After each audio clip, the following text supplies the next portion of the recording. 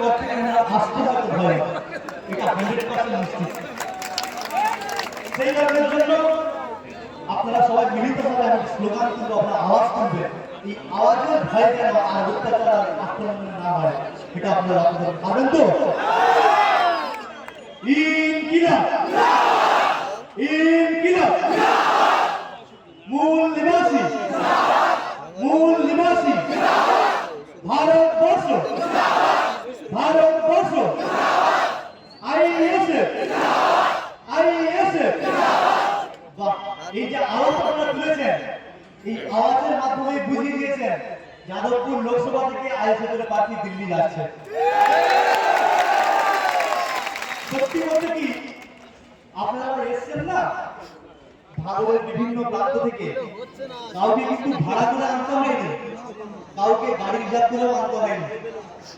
এই তথ্যটুকু পাওয়ার পরে তৃণমূল নেতাদের ঘুম হয়তো হারাম হয়ে যাবে। সেই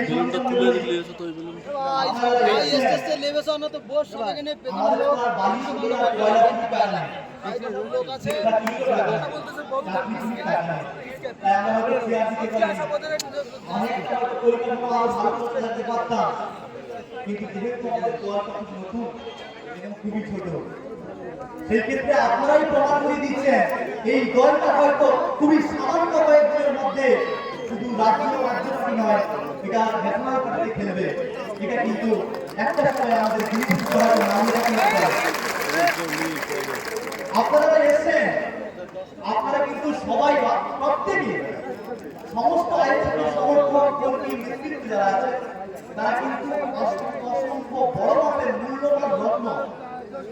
আপনারা না হলে এই আইএসএফ এত তত্ত্বগতিতে এগোচ্ছে, এক্সপ্রেসকেও হার মানাবে, এত দ্রুতগতিতে এগোচ্ছে। ভারতবর্ষের ইতিহাসে এইরকম রেকর্ড আর কোনো রাজনৈতিক দলের আপনারা দেখতে পাবেন, যেটা আইএসএফ দেখিয়ে দিয়ে আছে, ইতিহাসের দৃষ্টান্ত তৈরি করে আইএসএফ। খুব কিছুদিনের মধ্যে জানতে পারবেন, হয়তো গিনিস বুকে নাম লেখানোর জন্য নওশাদ সিদ্দিকী সাহেবের কাছে হয়তো আপনারা আসছেন। যাদবপুর লোকসভা কেন্দ্রে 7টি বিধানসভার মধ্যে ভাঙড় বিধানসভা একটা অন্যতম বিধানসভা, যে বিধানসভাকে ভারতবর্ষের প্রতিটি কেন্দ্র থেকে মানুষ জানতো ভাঙড় মানে সন্ত্রাস, ভাঙড় মানে বোম এবং গুলির আতুরঘর।